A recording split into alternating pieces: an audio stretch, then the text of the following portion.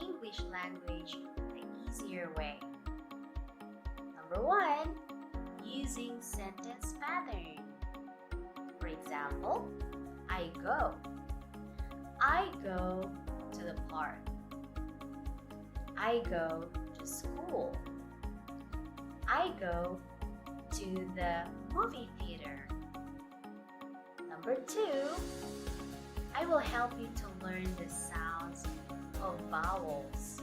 Letter A, letter I, letter E, letter O, and letter U.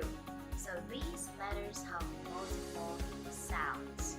For example, letter A, it has A sound. It has A sound. It has A sound. There you have it. So you can learn a lot from my class. I hope to see you soon. Let's learn together.